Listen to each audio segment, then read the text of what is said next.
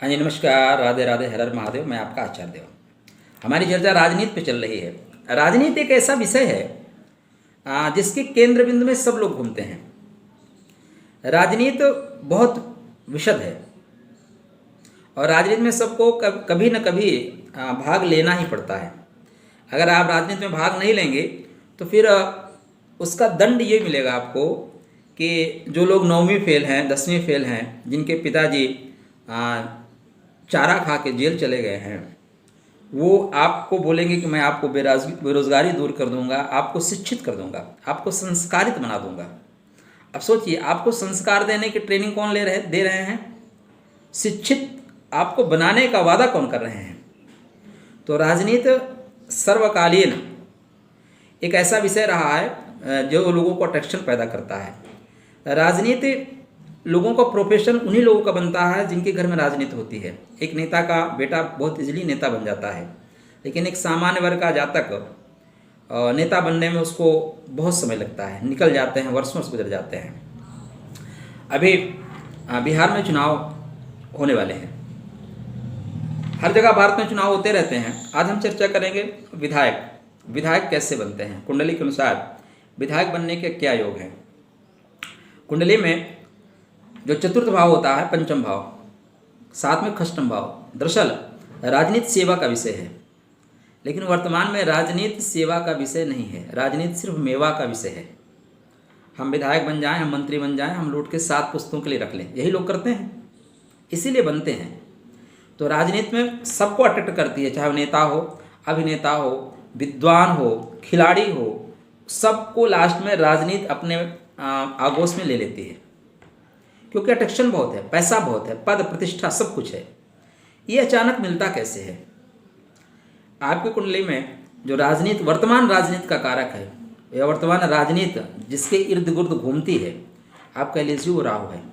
छल, धोखा, फरेब, मीठी बातें, मन में कुछ और, जुबान पे कुछ और। तो राहु अगर आपकी कुंडली में सुहत्व को प्राप्त हुआ, सुहत्व माने ऐसे घर पे, ऐसी राशि में बैठा है जहाँ पे वो बलाबल उसको मिला हुआ है। चतुर्थ का राहु, पंचम का राहु, दसम का राहु, एकादश का राहु आपको राजनीति में सफल बनाएगा। अपने आदरणीय मनमोहन सिंह जी को दसम के राहु ने ही प्रधानमंत्री बनाया। वो अलग चर्चा करेंगे एमएलए पे। आज हमारी चर्चा सिर्फ विधायक पे। विधायक अगर आप बनना चाहते हैं तो आपकी कुंडली में क्या योग होने चाहिए? देखिए, राजनीति में जहाँ भी सफलता प्रदान करें थोड़ा उच्च स्तर पे, तो आपके नवम भाव और दसम भाव का एक्सचेंज होना चाहिए। नवम भाव और दसम भाव एक साथ बैठे होने चाहिए।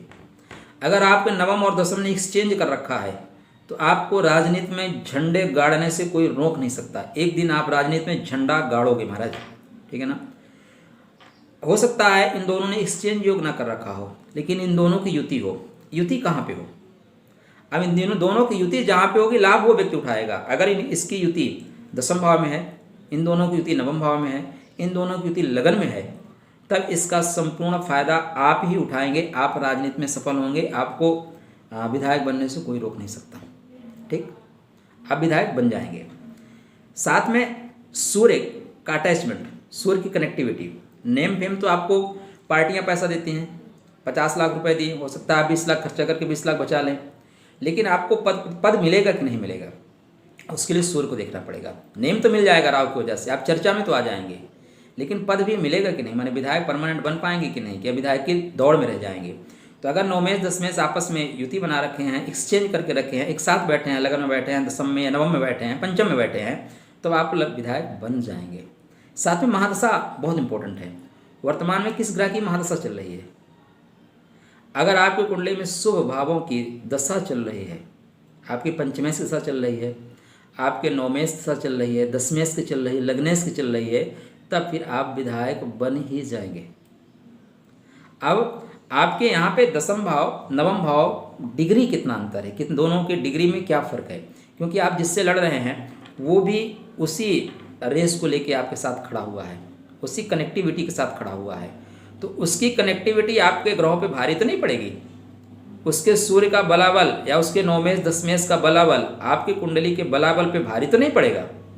ये सब जानने के लिए आप कुंडली लेकर संपर्क कर सकते हैं, किसी भी एस्ट्रोलॉजर संपर्क कर सकते हैं। वो आपको बताएंगे कि अगर बलाबल भारी पड़ रहा है, कम पड़ रहा है, तो उसको कैसे आप बढ़ा सकते हैं।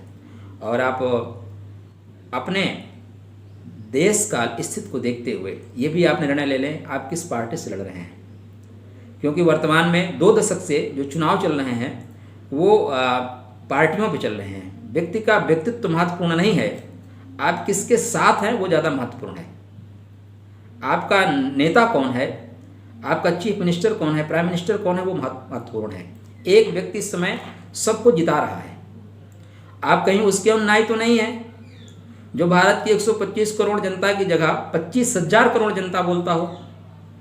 तब खुद तो डूबे हैं सनम, तुमको भी ले डूबेंगे। ये भी बहुत महत्वपूर्ण पॉइंट होता है कि आप किस पार्टी के साथ चल रहे हैं, जनादेश किस पार्टी के साथ चल रहा है। ये भी अगर आपकी कुंडली में बहुत अच्छे योग हैं, लेकिन अगर आप वातावरण के खिलाफ जा रहे हैं, समय को नहीं पकड़ रहे हैं, तो भी आप हार जाएंगे। क्यों? क्योंकि दूसरे की कुंडली में जो राहु है वो उसको ऐसी बुद्धि देता है कि वो तत्क्षण पार्टी बदल लेता है। नहीं रहे अपने रामविलास पासवान जी, वो पार्टी बदलने में सिद्धस्त थे। जिसकी सरकार बनती थी उनको पता था, उसके पास पहले ही चले जाया करते थे। सरकार किसी के बने, रामविलास पासवान जी को मंत्री बनना तय था। ये छल बुद्धि जो होता है ना, राहु देता है। तो आप अपनी कुंडली चेक करिए और आगे बढ़िए। हर हर महादेव।